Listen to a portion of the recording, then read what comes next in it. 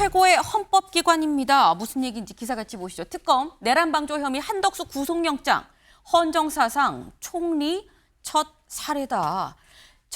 전직 총리에 대해서, 전현 총리에 대해서 구속영장이 청구가 된 것 자체가 헌정사 처음이다라는 거죠. 그럼 이렇게 청구한 이유가 있겠죠. 특검보 얘기 직접 들어보고 오겠습니다. 국무총리는 행정부 내 국회의 동의를 얻어 대통령이 임명하는 유일한 공무원으로 대통령의 국가 및 헌법 수호의 책무를 보좌하는 제1의 국가기관입니다. 대통령의 자의적 권한 행사를 사전에 견제 통제할 수 있는 헌법상 장치인 국무회의의 부의장이자 유언유법한 비상계엄을 사전에 막을 수 있었던 최고의 헌법기관입니다. 이러한 국무총리의 지위와 역할 등을 고려한 것입니다. 네, 비상계엄을 사전에 막을 수 있었던 최고의 헌법기관인데 본인의 의무를 다하지 않고 방조했다라는 게 구속영장 청구의 주요 이유다라는 거죠. 여기 잠깐 보겠습니다.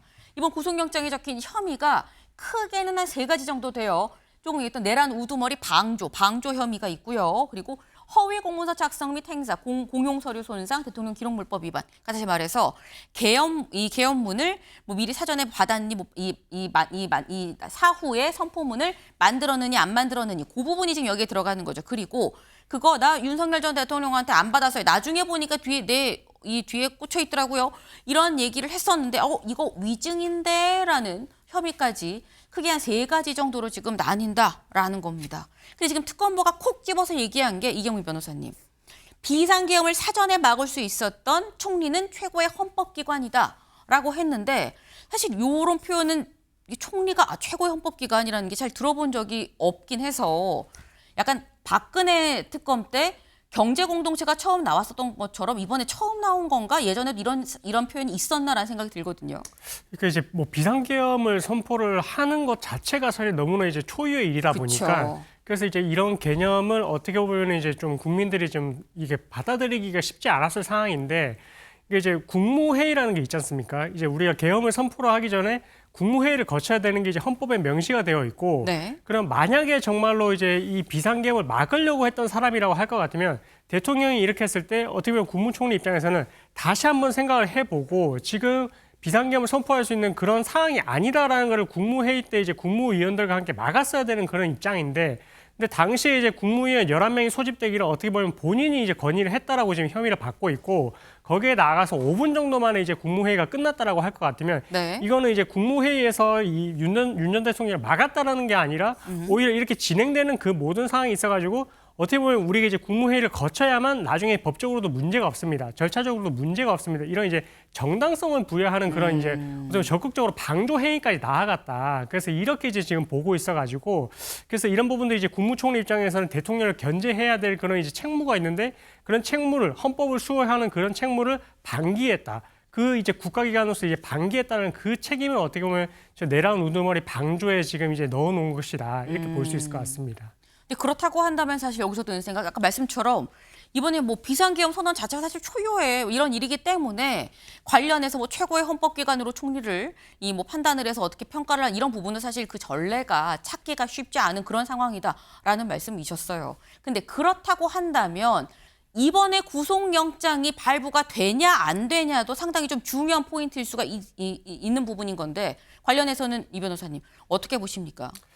일단은 내란 우두머리 방조라는 게 이제 범죄 혐의가 너무나 중대한 것도 맞고요. 네. 그리고 더 나아가서 사실은 이제 그 계엄 선포문 그거를 이제 최초에는 본인이 이제 기억이 나지 않는다, 받은 기억이 나지 않는다라고 했고 뒤에 이제 계엄 해제 그 표결 이후에 그때 바지 추면서 발견을 했다라고 했는데. 네. 근데 지금 이제 특검에 출석을 했을 때 이제 CCTV를 보여줬거든요. 그때 대통령실 CCTV에서는 계엄 선포문을 확인을 하는 내용이 명확하게 나와 있다 보니까 그래서 그 부분에 대해서는 이제 조사를 받으면서 인정을 했다라고 하고 있습니다. 근데 그런 부분을 봤을 때는 이게 내가 먼저 이제 적극적으로 나서서 인정했다는 그런 모양새도 아니고 여러 가지 이제 진술을 이제 본인이 거짓 진술을 하다가 마지막에 객관적인 물증을 보여주니까 그때 가서 마지못해서 인정한다 그런 뉘앙스로 지금 읽혀지는 대목이거든요.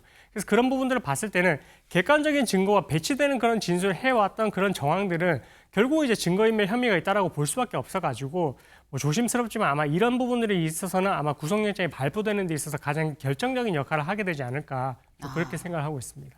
지금 말씀을 들어보면 영장이 발부될 가능성이 좀 커 보인다라고 지금 말씀을 하셨어요. 먼저 중대성도 있고 또 위증의 이런 부분도 있지 않느냐라고 말씀하셨는데 근데 지금 현재 영장의 혐의가 하나가 아니죠. 지금 쭉 설명을 해주셨습니다만 내란 우두머리 방조, 그러니까 내란을 방조한 부분이 있고요. 그리고 허위 공문서 작성 부분 이런 부분들이 있고 기록물, 문서 관련한 이런 부분들이 있고 그리고 위증 관련한 부분이 있는데 그럼 이 변호사님 이 세 가지가 다 어느 정도 인정이 될 거라고 보시는 건지 혹은 이 중에서 일부는 글쎄 이거는 재판부도 좀 논의를 약간 보류를 할 것 같다라는 부분이 있으신 건지. 근데 지금 일단 위증 부분은 이제 뭐 조사를 받으면서 인정을 했기 때문에 네. 뭐 혐의가 당연히 재판 가서도 이제 좀 인정이 될 걸로 보이고요. 내란 우두머리 방조 부분은 이 부분은 조금 이제 증언들이 조금 더 보완이 될 필요성이 있는 것 같습니다. 그래서 지금 이제 어쨌든 뭐 국가기관으로서 이제 어떻게 보면 대통령을 좀 보좌를 해서 이런 부분들을 막았어야 될 그런 책무가 있다라는 표현을 썼기 때문에 네. 그 개념에서 나아가서 정말로 구체적으로 어떤 역할을 했는지도 이제 나머지 관련자들의 진술이 좀 필요할 것 같아가지고 일단 확실하게 이제 혐의가 있다라고 보기는 좀 애매하고 네. 앞으로 재판 과정을 통해서 그 혐의가 조금 더 이제 명확해질 것 같고요. 나머지 허위 공문서 작성 및 행사 같은 경우에도 사후에 계엄 선포문을 작성을 하고 그걸 이제 폐기를 했다라는 그런 진술이 나왔기 때문에 그 부분도 어느 정도 혐의가 인정이 될 것으로 보여가지고 나머지 내란 우두머리 방조만 아마 재판 과정에서 증인들의 진술만 나온다면 혐의가 인정이 될 걸로 보여집니다. 네, 지금 일단 크게 세 가지의 혐의긴 합니다만 가장 큰 이 내란 우두머리 방조 부분에 있어서는 추가적인 진술이 좀 필요할 수 있고 다만 그 외의 것들은 어느 정도 이미 증거가 좀 확보가 된 걸로 보이기 때문에 영장 발부까지는 좀 순탄하게 가지 않겠냐라는 말씀을 지금 하셨어요. 지켜봐야 될 것 같습니다. 저희가 잠시 스튜디오 내에 좀 소란한 이 소리가 좀 들렸습니다. 이거 좀 양해의 말씀을 좀 드립니다. 저희가 준비한 소식 오늘 여기까지입니다. 오늘도 좋은 하루 보내세요.